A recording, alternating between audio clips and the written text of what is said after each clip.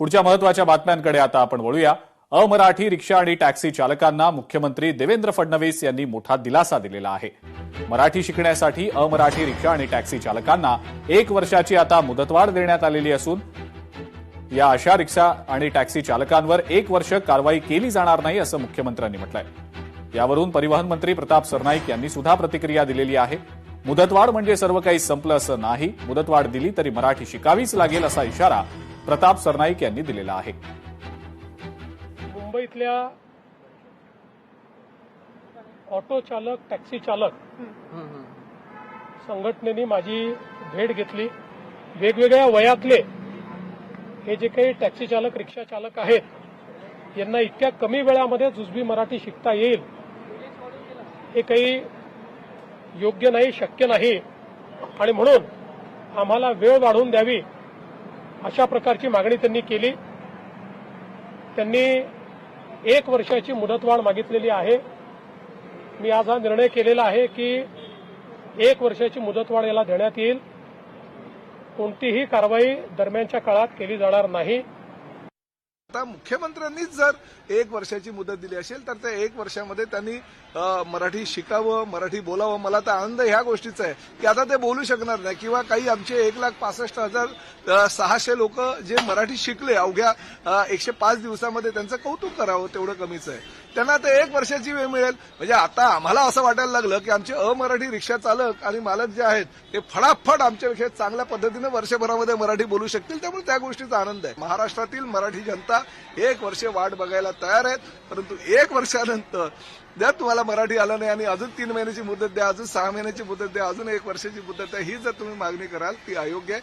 1 वर्षानंतर का होईना ह्या महाराष्ट्रामध्ये व्यवसाय करायचा असेल तर तुम्हाला मराठी बोलावंच लागेल। मराठी अस्मिता आमच्यासारखी तुम्हाला टिकवून ठेवावीच लागेल। मनोज जरांगे आपल्या आंदोलन करण्याच्या भूमिकेवर ठाम आहे। मुंबईत आंदोलन करणारच आहे, कसं अडवता ते बघतोच असं मनोज जरांगेंनी ठणकावलंय। तर महायुती सरकारनं मराठा समाजासाठी जितकं केलंय तितकं यापूर्वी कधीही कोणीही केलेलं नव्हतं। 2014 ते 2026 पर्यंत आमच्या महायुती सरकारनंच मराठा समाजाच्या हिताचे निर्णय घेतले असं मुख्यमंत्री देवेंद्र फडणवीस यांनी म्हटलंय। आम्ही तुम्हाला अर्ज दिलाय परवानगीचा, तुम्ही परवानगी द्या नाही तर नका देऊ, याचा अर्थ नाही दिली तुम्ही तर कायद्यात सन्मान तुम्हीच करत नाहीत। मी जात असतो, ठरलं आमचं मुंबईला यायचं, मी जाणार, रात्रंदिवस बसणार, तुम्ही काय शिजून देणार नाहीत का भाकरी खाऊन देणार नाहीत ते आम्ही बघणार आणि तुम्ही कसे मुंबईत आढळतो ते बी आम्ही बघतो। तुम्ही एकदा आमच्यावर हल्ला केलेला आहे, रक्ताचा चिखल केलेला आहे, फोडून डबल नादात पडायचं नाही बरं का या। आता आम्ही सावध आहेत हे ध्यानात ठेवायचं आणि तुमच्यावर सगळ्याचा राग आहे। मग दलित मुस्लिमापासून शेतकऱ्यापासून सगळे व्यावसायिक वर्ग, व्यापारी वर्ग, नोकरदार वर्ग सगळे चिडलेले आहेत तुमच्यावर, हे ध्यानात ठेवा। मग तुम्ही असं आहे की त्यांनी ज्या मागण्या केलेल्या आहेत त्या मागण्यावर सगळी कारवाई आम्ही केली आहे, पुढे देखील आम्ही करतो। चर्चा त्यांच्याशी चाललेली आहे। मला विश्वास आहे की आमची चर्चा करणारे जे काही सगळे प्रतिनिधी आहेत ते सरकारच्या घेतलेल्या जे काही निर्णय आहेत ते निर्णय त्यांच्यापर्यंत पोहोचवतील। मी एवढंच सांगतो, या सरकारने मराठा समाजाकरता जेवढे निर्णय घेतले आणि जेवढं काम केलं तेवढं पूर्वी कधीही झालेलं नाही।